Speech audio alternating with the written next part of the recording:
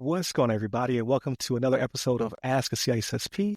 So this is the Thursday episode of The Other Side of the Firewall, where we talk to those movers and shakers and glass ceiling breakers, people who are, entrepreneurs within the industry and, making waves and what have you. So today I have a very special guest. So I've been kind of talking this up for a few days now. So depending on when you're watching or seeing this or listening to this, right? Because we're available on every platform you can think of when it comes to audio. We're also on YouTube, Repton Tech, and now 99.1 FM. So you have, I don't know how you're listening, but I greatly appreciate you listening regardless. So without further ado, if I can have you introduce yourself and then give us a little bit of your background before we roll into your experience.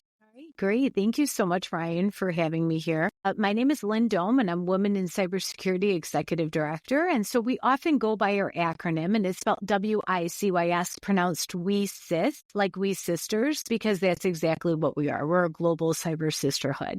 So our mission is to recruit, retain, and advance women in cybersecurity. We've been a 501c3 member-based nonprofit now since 2018. And we have over 10,650 members with representation in 99 countries. In addition to that, we have 71 professional affiliates. So I represent the global organization. Our professional affiliates are cybersecurity professionals. They have started their own mini WiCyS organization. They're all around the world.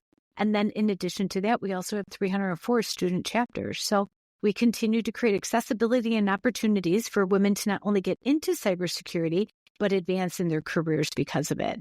And so it's a great honor to be able to have this conversation with you, Ryan. I know it's going to be a nice, lively one, and we're going to get to some really good information for the audience to share and learn. Absolutely. So thank you for taking the time to come on the show. So the Other Side of the Firewall was originally started because I was in the military at the time, and being active duty and cyber and IT in general is a melting pot, right? But when I talked to my friends who had left the military, they were like, it's not like that out here.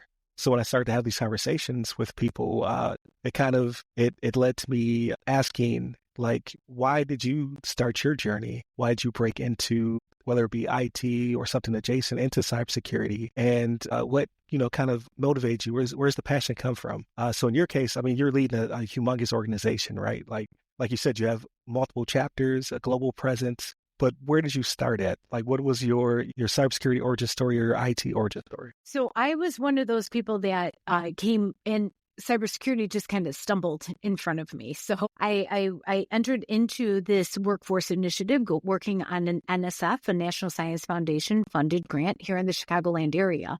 And that grant was to train up the next generation of the cybersecurity workforce. And that was really interesting to me. But where I landed in cybersecurity is really focusing all my efforts on building out resources for diverse talent to get into cybersecurity, because we're at such a critical workforce shortage. And we realized many years ago, 16, 17 years ago, that there wasn't any clear pathways into cybersecurity. So it got very confusing. And then in addition to that, there wasn't a lot of resources for underrepresented individuals. So I landed on that workforce development and initiative area.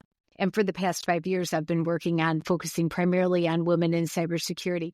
But what got me, Ryan, is that here I was just loving the cybersecurity space I was working with and enjoying all the passion and the commitment that folks had into it, the way that they were able to hyper focus and really tune into what they were focusing on and solve problems and champion one another through this space. And yet there is this workforce shortage, and there still is this workforce shortage. I mean, many years ago, it was 1 million unfilled jobs. Now it's 4.8 million unfilled jobs. And so what gives here? Cybersecurity is such a lucrative career for so many individuals. And so by me shifting over my attention to the WiCyS organization in 2018, when it became a nonprofit, and then 2019 is when I became an executive director, it's very exciting for me to be able to merge my passion and my career into one and provide and simplify the process for underrepresented and underserved individuals to get into the cybersecurity workforce. And it's been life-changing for so many. Right. What we do is we have many different programming efforts, and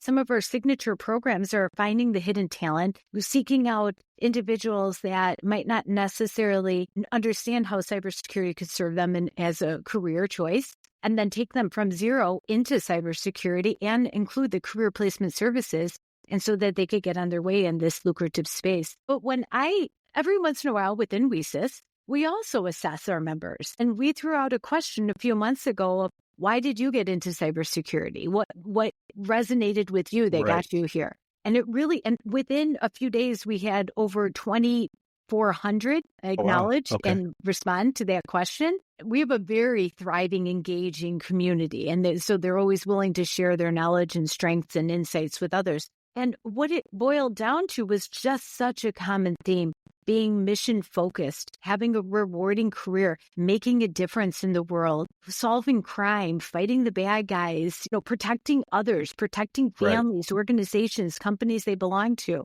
And those are the common themes that we always receive when we're like, why cybersecurity? What made you get into it? It boils down to that mission and that passion and that puzzle solving or problem solving and enjoying puzzles and really enjoying that space. And so it's a great honor for me to be always working in this space and being surrounded by so many energetic individuals that are happy to be here. It's amazing that you have such an engaged community, because I know for a fact, right, if people are passionate, they will definitely give you feedback, whether it be positive or negative. But everyone has that survey monkey thing that comes in through work. You're just like, not again.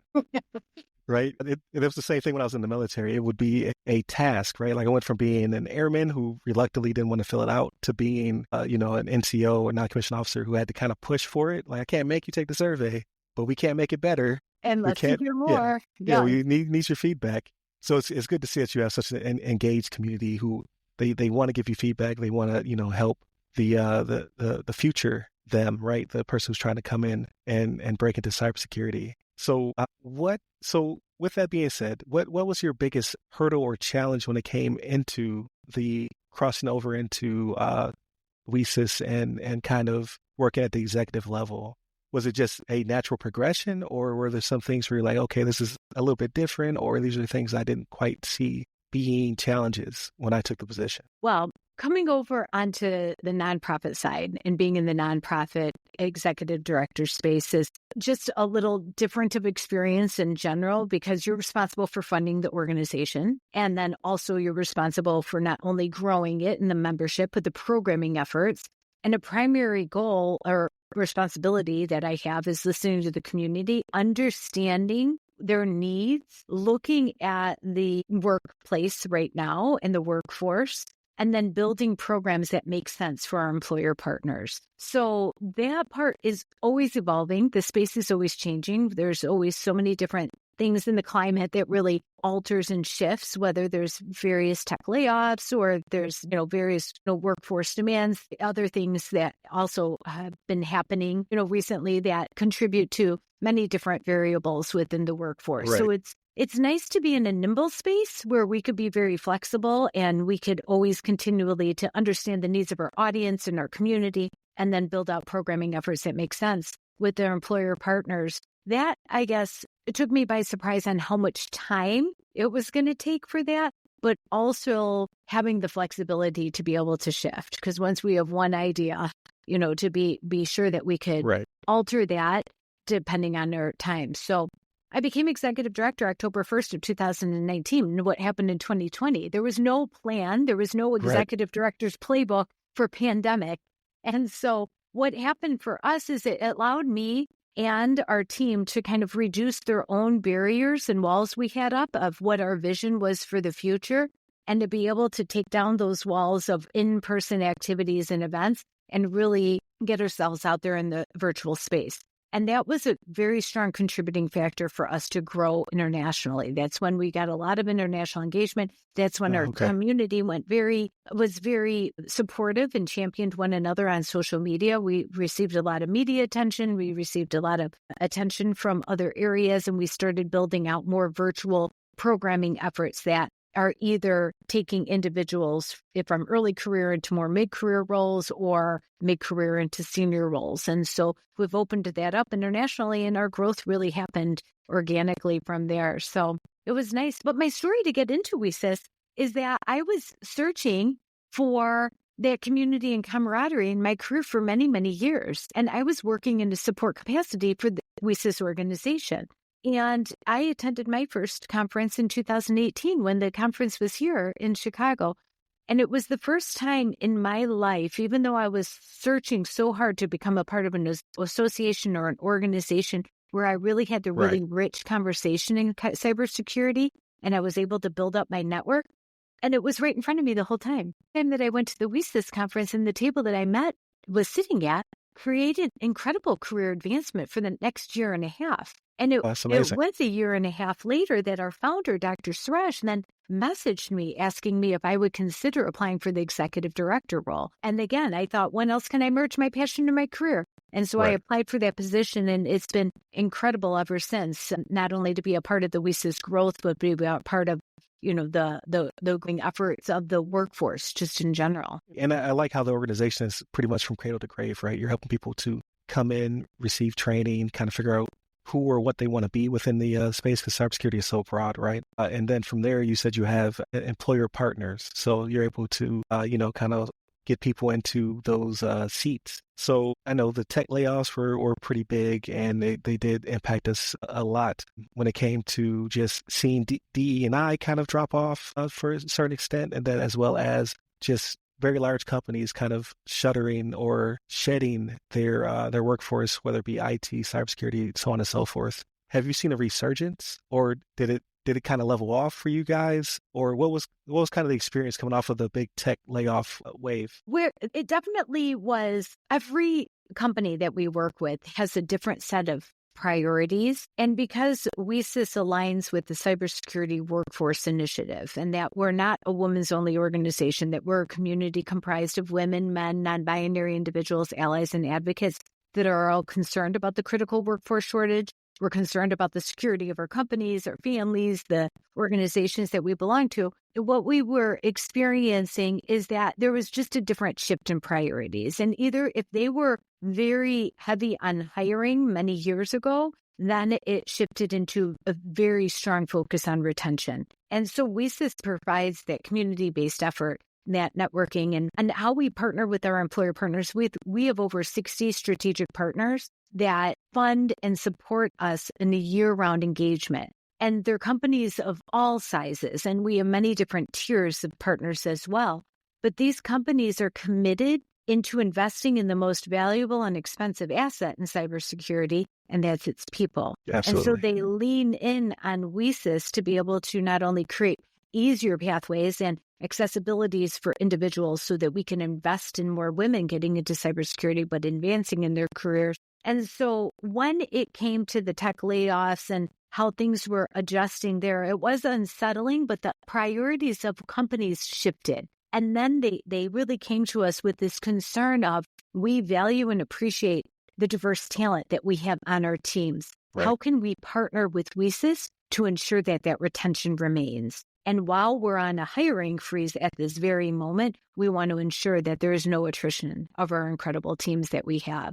And so even our studies, our very own studies show, like our State of Inclusion Benchmark report, it's available on our website for everyone to see. It's just a 5-page executive summary, and it has fascinating information about what is the state of inclusion for women in cybersecurity. But one thing that came out of that report that we weren't even looking for when we were doing the data and the research, and the chief scientist from Illyria that discovered this was very enthusiastic, because those that participated in the State of Inclusion Benchmark report that identified it as employees of WiCyS strategic partners, they had significantly less experiences of exclusion and they had higher Great. levels of satisfaction. Because even though they might not have the representation that they would like to see on their teams, they knew their employer was invested in them and was creating the community, the resources, the mentoring, the professional development, all that around them. And by partnering with WiCyS, we were able to supply that within their space that doesn't already have that representation. Right. And we saw the evidence that it increases higher levels of satisfaction and it decreases experiences of exclusion for those employer partners. So we were really happy to have that data and to be able to share and showcase that with others. That's incredible, because yeah, I think that's what's really lacking in the broader sense of corporations, right? There's that understanding or that empathy. Like, I want you to stay. I want you to feel fulfilled in your work, and that's a boon for the company, because you're able to retain talent, hopefully promote internally, because it's very costly, to have to find another worker to then level them up, skill them up, and promote them internally as well. So that's a great initiative, as well as you have the data to back it up, right? I just wish the rest of the the world would do the same, right? And it's hard to be what you cannot see. And so when you Very true. have the attrition, you don't have the retention of the representation of women in the workforce. And then if you have hiring practices and you bring in diverse talent in their early career and they don't see leaders that look like them, they don't feel like there's any place for them up at the top. So eventually the turnaround is always going to continue to happen. And so that's why WiCyS has put a lot of time and attention into focusing on, because our mission is to recruit, retain, and advance women in cybersecurity, we really have to look at, we could recruit all we want, but if we can't retain and advance women in cybersecurity, then we have to peel back the layers and really look at core of the issue. And so within our organization, we're always focusing on what is that inclusive workforce? What does that look like? Because when you peel back the layers and you look at cultivating a culture of inclusion, diversity will expand from that point. But it's really getting more talented individuals. And for us, our focus is on women in cybersecurity in that mid-career into that senior and executive space. How is that senior level and executive mentorship, so to speak, right? That person, it's in WiCyS, they make it up to those C-suite senior level positions, and then they're able to provide mentorship, allyship, a hand up, things of that nature. How has that been working out with the organization? Is that helping with the isolationism, as well as the retention? Yeah, so we're seeing a great progress within the organization. We have an incredible mentor-mentee program where we designed and developed a curriculum to upskill and up-level women no matter where they're at their career, preparing them for their next level of advancement. We have a lot of senior professionals that are mentors in that space. But, women in cybersecurity, we started in 2014, originally as a conference. Our founder is Dr. Amberine Siraj, and she was at Tennessee Tech University at the time. She reached out to National Science Foundation. They awarded her $70,000 to start the first ever Women in Cybersecurity conference. But the reason why is because at that time, it said, ISC2 came out saying that women only represented 11% of the workforce. Well, Dr. Siraj was surprised it was even 11%. She wasn't, or was surprised it was 11%. She wasn't seeing even 11% in any of her circles of industry, academia, or government. And so her idea was, wow, these women exist out there. Let's bring them together in a technical space so we could learn and grow together. But what's unique about WiCyS is that because our mission is to recruit, retain, and advance, for every regular registrant at the conference, we were able to give out a scholarship. So while industry professionals were coming to WiCyS for their professional development, we pay it forward by providing a scholarship to bring in that next generation. So while women are rising, we're paying it forward and we're creating that cycle. So now 11 years later, we're really able to see the progress. We're able to see it within our own community. You're able to hear about it on LinkedIn and on all sorts of social media platforms. Women are out there all the time sharing their WiCyS experience and how it helped elevated them. But in the workforce, we became a nonprofit because in 2018, it was still saying that women were only representing 11%. And we thought, okay, we have to become a nonprofit to do more about it and build up various programming efforts. And so we were happy in 2019 when the data then shifted and women represented roughly between 20 to 24% in the cybersecurity workforce. But unfortunately, COVID kind of uprooted that in some capacity, and now women still remain at that 20 to 24%. We have not seen any progress in women in cybersecurity in the workforce with the data that ISC2 is reporting. Now, within our community, we're seeing it far and wide. We're seeing just a really growing community that it just completely champions one another, and we continue to put out programming efforts that are reaching all women, no matter where they're at their career, to ensure that they have everything that they need for their advancement. No, that's brilliant. And when I started the podcast, it was around that 24, 25%.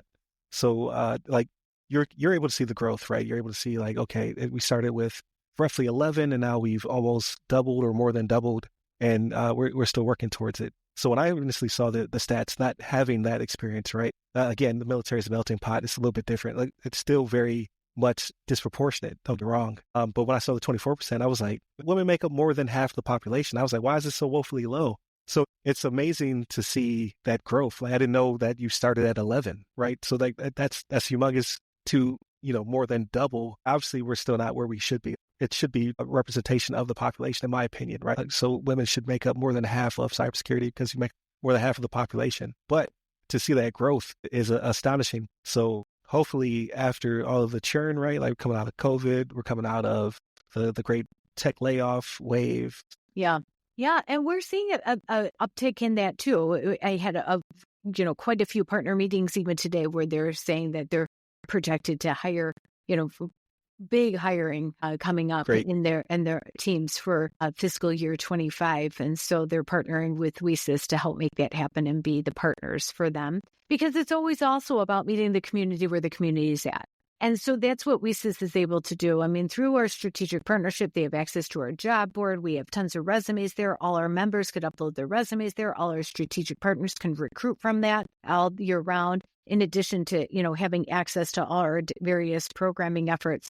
But, when it comes to that hiring and to be able to meet the community where the community is at, WiCyS is able to be that catalyst to help make that happen. It's great to have you guys able there to champion, right? To say, hey, this is the effort that is currently going on, and we have not only the talent but also the resources to help bring people where they need to be at, like you said, for the community, to meet the community where it's currently at.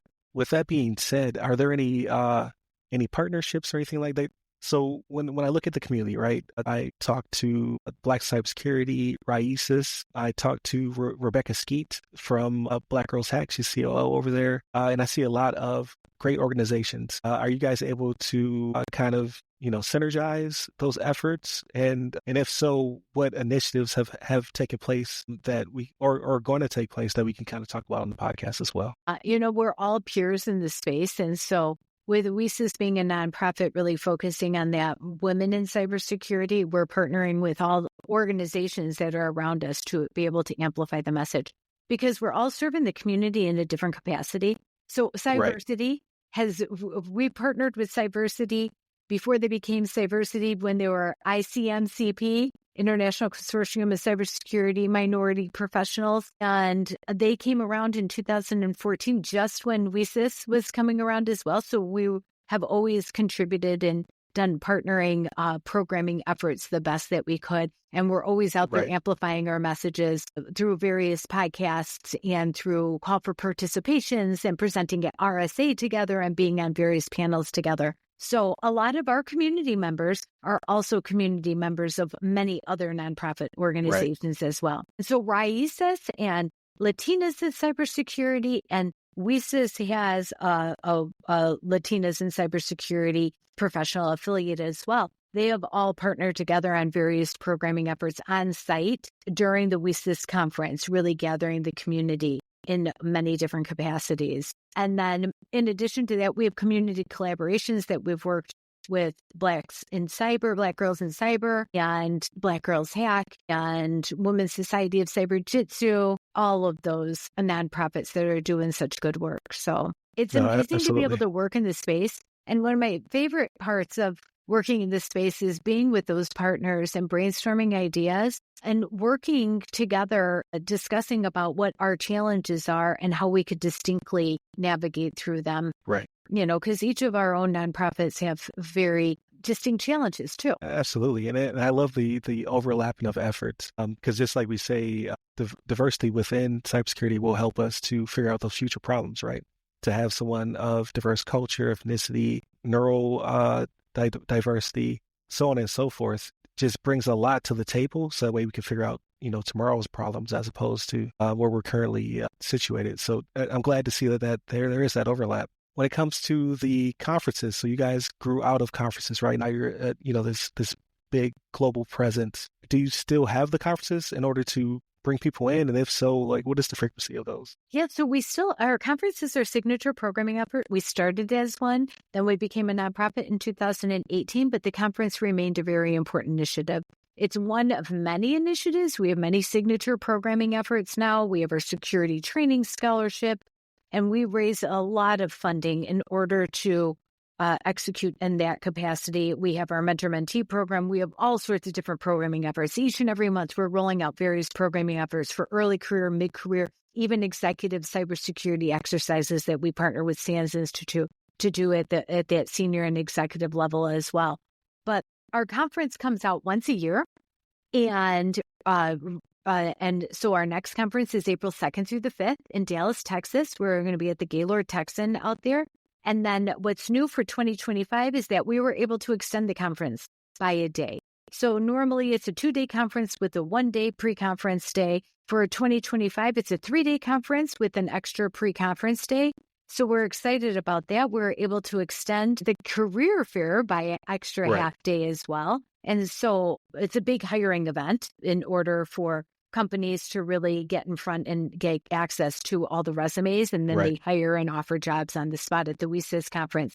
But what also is included with the conference is a virtual conference the following week. So in addition to the in-person event, we have the virtual conference experience the following week, where it's a day and a half of conference sessions, and then it's a half day of an international career fair, and then also our regular traditional career fair as well. So that comes up each and every year. Right now, our strategy for growth is, and our projections in the future, is going international with that conference. We have such a large community all around the world, and we have to ensure that we continue to engage them. So I've been making a great effort of going to places like UK and Canada and Australia, and being sure that I'm able to meet with all our professional affiliates that are boots on the ground, running with their own WiCyS organization within the specific regions.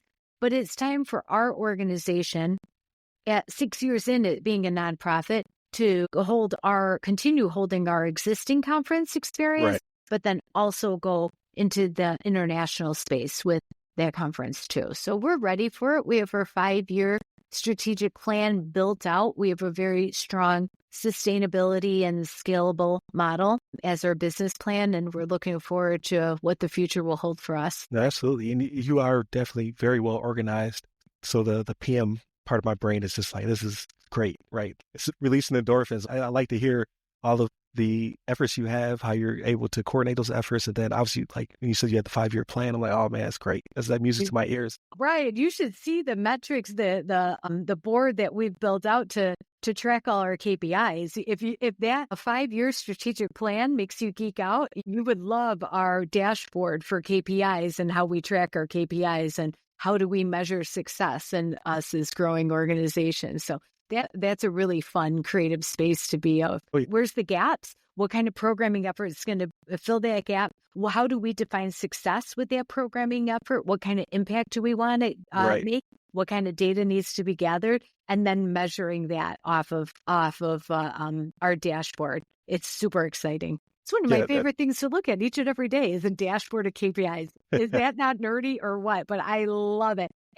I'm very proud of the organization to be where it's at in the model of maturity. I wasn't the first full-time employee, but I was the only full-time employee when I came on as executive director in 2019.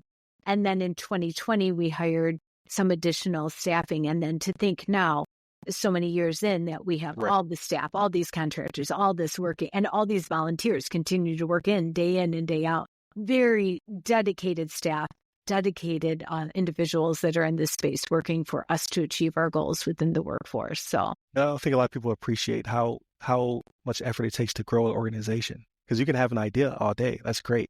However, it's the execution, and then how do I define growth, and how do I make sure, because all growth isn't good growth, right? Like sometimes you can overextend yourself. So like for your organization to be as large as it currently is in such a relatively short amount of time means that someone sat there, and really talk to their stakeholders and figuring out, how do we grow? How do we mature this? And how do we make sure that we have a everlasting legacy where this, organization can continue to do what it's doing? So if someone were to be in an area, somewhere on the globe that doesn't currently have a chapter, how could they then reach out and kind of build that organization where they're at? They could go to our website.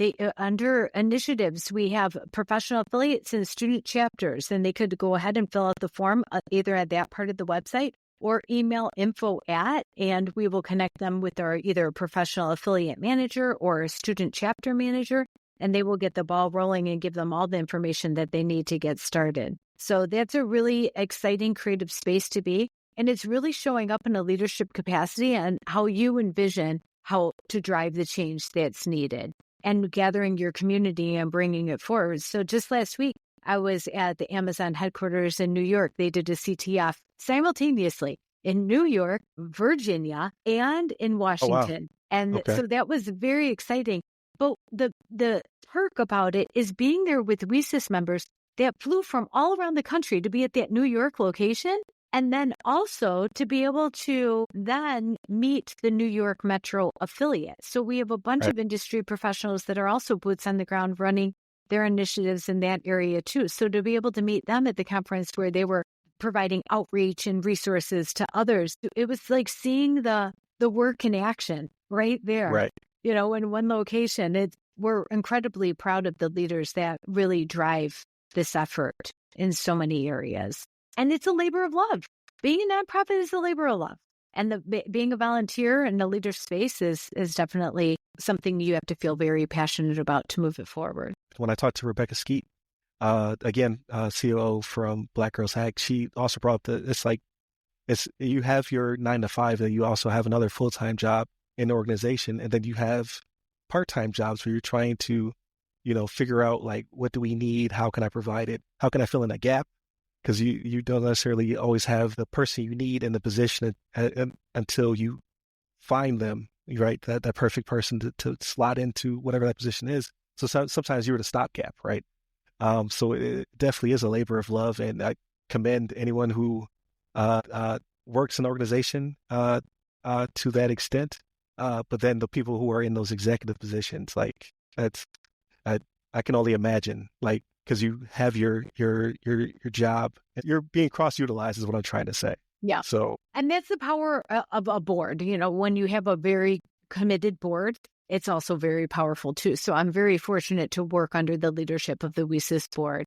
That's a mature board within the organization that really understands the needs within the community and are women in cybersecurity and working in this space themselves. So that's also very helpful. And I'm glad you brought up SANS as well and your guys' work with them. So I talked to, I believe it was this year, it might have been late last year, Delisha Hodo. So she's an assistant advisor over at SANS University. So when it comes to WiCyS's work in partnership with SANS, is it more on the academic front, or are you guys also working with them as an employer? Or how's that kind of relationship work out between WiCyS and SANS? Well, SANS has been a strong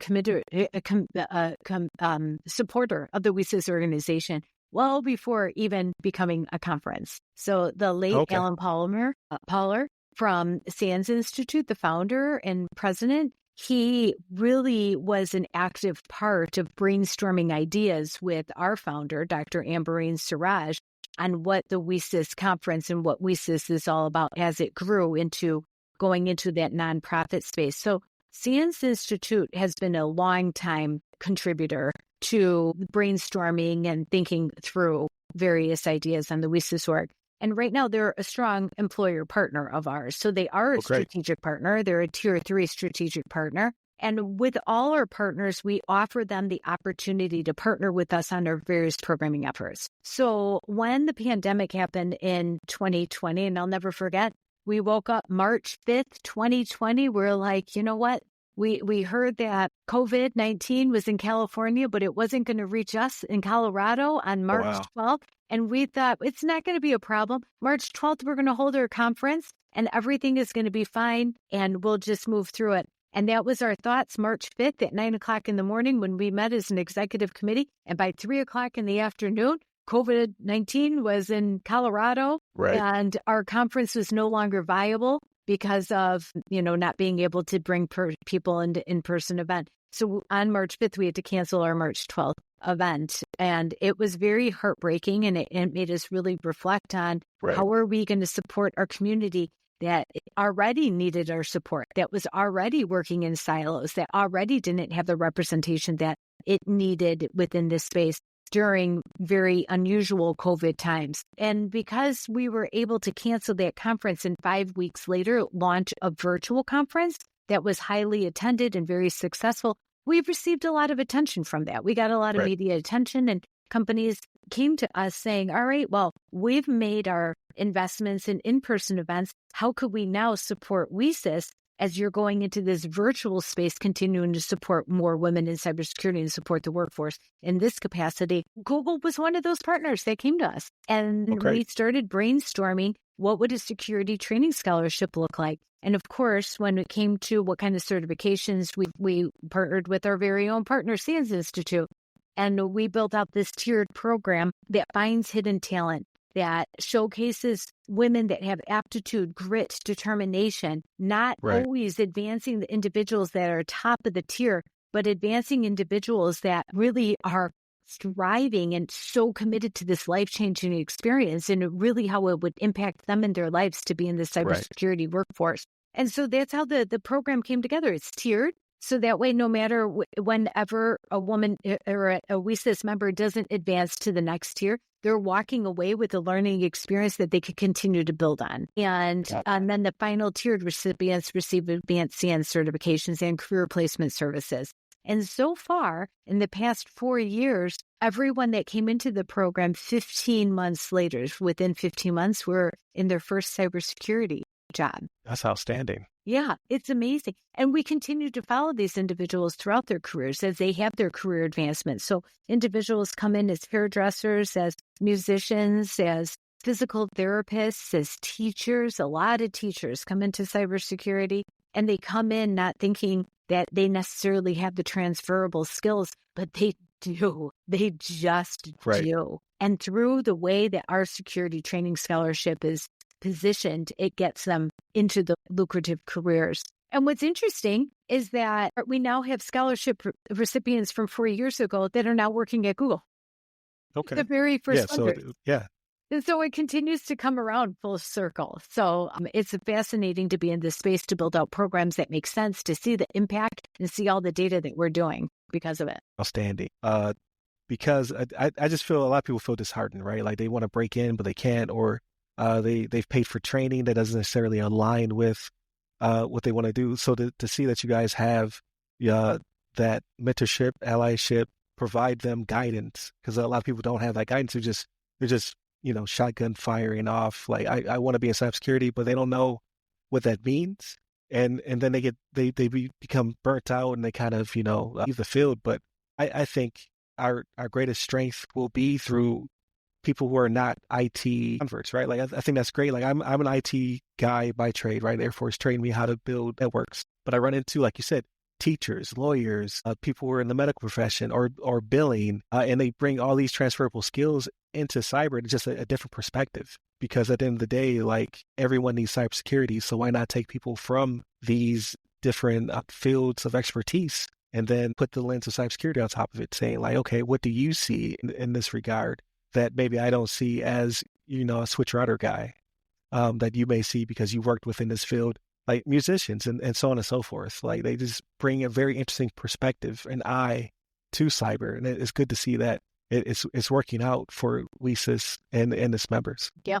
Yeah, it is. I mean, cybersecurity is an industry. We've done a very good job of making it convoluted and confusing. Right. And if you want to be a teacher, there's a very distinct pathway to become a teacher. But with cybersecurity, there's so many various entry points, and there's so many transferable skills. And it's not only, technical individuals that come into cybersecurity. So that non-technical piece is really critical and has a lot of career opportunities in that space too. And we could teach the technical. That's why we partner with the organizations and like SANS Institute and ISC too, is to be able to teach that technical piece as well. And so that's the point, is to be able to provide so many different diverse opportunities for individuals to enter in and then find their way through it. And we offer aptitude testing. We offer many different areas for individuals to identify their strengths, their weaknesses. What else do they need to build upon, so that their career pathway could be very intentional too, and they're not wasting their time, their resources, their money. But what's great about WiCyS is, so far, as a nonprofit, every programming effort that we're able to offer is that we do so, and it's all included within the membership. There's like no additional costs or anything like that. And so we've been able to build this really successful model where we're taking away the financial burden of a lot of this programming efforts and being able to absorb them as a nonprofit and pay it forward as we're building out the workforce. So it's wonderful. That's great. And I'm glad that, so to recall something you said earlier, where a lot of people in the organization are problem solvers. They love puzzles and things of that nature.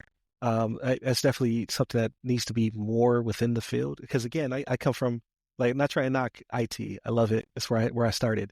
But we have a very specific mindset, or we have a very specific perspective. So it's good to have people from other sections and areas to come in. I remember seeing a picture of Jen Eastern. It was like it's either her portrait for CISA, or it was a character or something like that, but it had a Rubik's Cube as part of her picture. And I'm like, that just makes sense, right? That's the type of person you want to be in charge of that type of organization.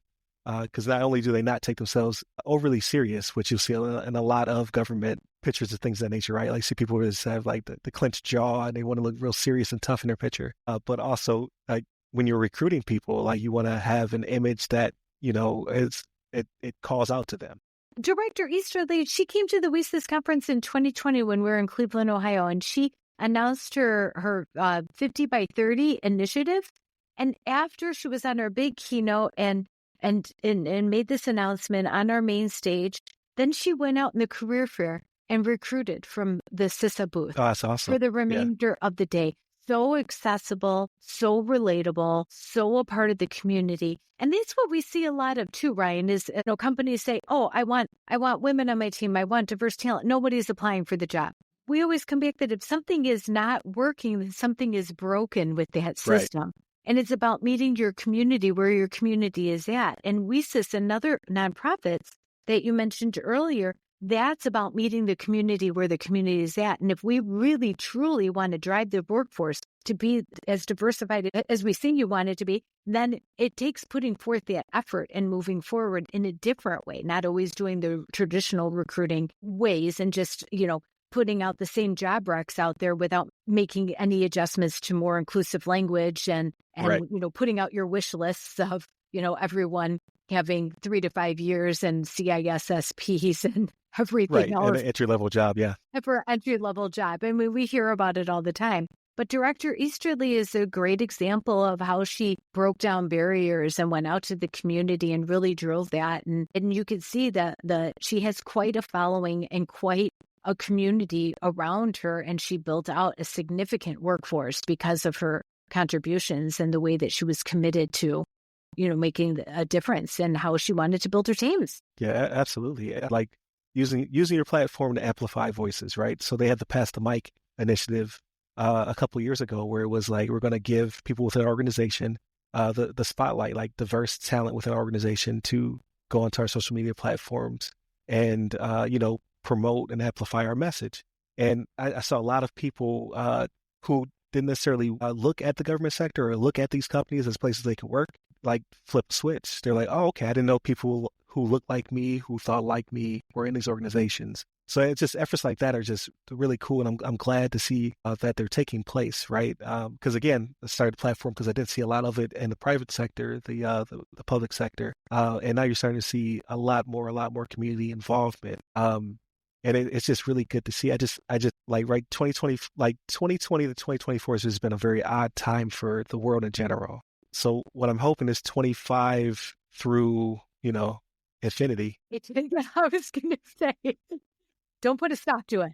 Let's just keep going with the good, positive vibes. Right, exactly. I'm hoping things just take off is what I'm hoping for, and continuous efforts. Because again, like you said, women within cybersecurity, 25%, right? So just want to see those numbers continue to grow. In my case, when I looked at demographics, I think it was people of color in cybersecurity. When I started looking, it was like 9%. I think it's like 13% now. So there's been some growth, slow growth, but there's been some growth, right? But again, I like to see proportionality. Like, let's get those things closer to actual representation of our workforce. It's great to see. So I'm going to make a hard pivot because we're having such a good conversation. But I'd be remiss before I let you go. I always like to land the plane on, what are you doing outside of your efforts, right? Like, you're super busy, right? You have a very important job within WiCyS, but what are you doing for you? Like, what are you doing for relaxation? What are you doing for your time off if you have any? The precious moments. Like, what are you doing to unwind? So, well, my favorite thing to unwind is go hiking in the woods. That's Okay. definitely my favorite. So I have a dog that keeps me very busy. She's feistless, so they need to be out there running. Oh, And okay. so I Gotcha. always feel like I need to set her free in the woods and let her get her time to actually be a dog. And it brings me incredible joy to see her just living her finest life. So Nellie and I always enjoy going out there. But other than that, I really love reading. I enjoy bluegrass music. As you Okay. can see, I have some instruments in the That's background cool. there. Yeah. So seeing live music, any live music really just fills my heart up. And of course, spending time with the family and friends. I try to do that as much as possible, shut down my brain from work and to be able Right. to enjoy the present moment is always good. I'm trying to get better at it though. Yeah. We always need We all to have work issues. in progress. Yeah. Actually taking the time to be in the moment. I think that's hard for like the world in general, but I think it's really hard for people in IT and cyber just because of the nature of having to think 3, 4 steps ahead of the adversary, right? You're always thinking like, what can I do? What needs to be done? And I'm sure it's in every career field, but for me specifically, right? Like, it's just like, how do I turn off my brain so I could be there with my family, be present? In your case, that's cool that you like live events and music. So I know the pandemic had to be rough during that time. We were watching concerts on our TV. Right. It's like, just to get our fill of that live music. Yes. And so that was it. That was rough for me during the pandemic. And then also, I always really liked spending my mornings on Saturday. I would go and I would work from a coffee shop, just in my zone. And that was really hard during the pandemic too, just to be working in various places where you're on the outskirts of people's conversations, but life was going on around you. And it kind of helped me to zone in and be creative and enjoy what I was doing. And so when the pandemic hit, I'm like, oh my gosh, I got to spend all this time in this house. But, hey, it made me redecorate my office. I built a mug holder, like some shelves. I Yeah. built a bookcase, right? So before I let you go, one book recommendation and one song or an EP or whatever track. Oh, gosh. Well, my book recommendation will always land on Crucial Conversations. I think it's a game changer for no matter where you're at in any career. It's really important to be able to go into conversations ready for progress to be made, to ensure that the space is created of trust and that you have confidence in that it's a collaborative, safe space to really make some changes. And so Crucial Conversations is essentially a toolkit for me that I reread every single year. And I just got done rereading that with the senior leaders within the WiCyS organization. We had our own little internal book club with that. So that's awesome. Wonderful. And right now, I am one of those people, Ryan, that is listening to Christmas music, I have to admit, before it's not time yet. Thanksgiving. I know. I'm highly criticized by a lot of people. But to my defense, I have read also that people that decorate early and listen to Christmas music earlier are happier in life. So I'm going to go with that. I bet. I'm not going to lie. I do have some playing, but it's for my nieces. Like they're super excited. So when they're in the car, I'm just like, okay, I'm going to play Kids Bop Kids Christmas songs. Yes. And they love it. But in my heart of hearts, I know it's just a little too early. I know. I don't put up a Christmas tree before Thanksgiving. I keep Thanksgiving. Okay. But the Christmas music definitely is playing, and I am very excited to get just right into that Christmas cheer. So, and all the holiday cheer. I just love the time with the family and making everyone happy and bringing everyone together and eating good food. That's awesome. Yeah. And having some time off. That's very important, enjoying the time off with everyone. So I'm also looking forward to that time of year. But thank you so much, Lynn. I greatly appreciate your time. Thank you for coming on and really highlighting what WiCyS is doing within the community, all those great initiatives. And I can't wait to see what the future holds, right? Like you said, you guys have been doing this since 2018. Yeah, correct? It's a nonprofit since 2018. Yeah. And you're making humongous strides, and I see your efforts everywhere, right? So I'm so glad to have you on the show, and I can't wait to hopefully have you on it again sooner rather than later to talk about all those other great efforts as they start to bubble up to the top, right? The 5-year plan. So I know you guys have a lot of great stuff coming up. Yeah, thank you, Ryan. And thank you so much for having me today to help amplify the WiCyS message and really continue to share what our organization and other organizations are all about and our purpose in the workforce. I really appreciate our time here together. Absolutely. So you can definitely continue to tune into the episodes and the shows. We're Monday through Friday, right? Monday, Tuesday are topics, Wednesday's discussion, Thursdays Ask a CISSP, just like this one. Fridays, everything else, movies, books, games, all that good stuff. You can find me on most social media platforms under RY Security Guy. That's RY Security Guy. My bread and butter is LinkedIn, so please reach out to me there if you want a quicker response. And where can they find you, Lynn? They could find me on LinkedIn, Lynn Dohm, and you could also find WiCyS on LinkedIn, and then head on over to the WiCyS website. It's WiCYS.org. Perfect. All right. Stay safe. Stay secure. Thank you.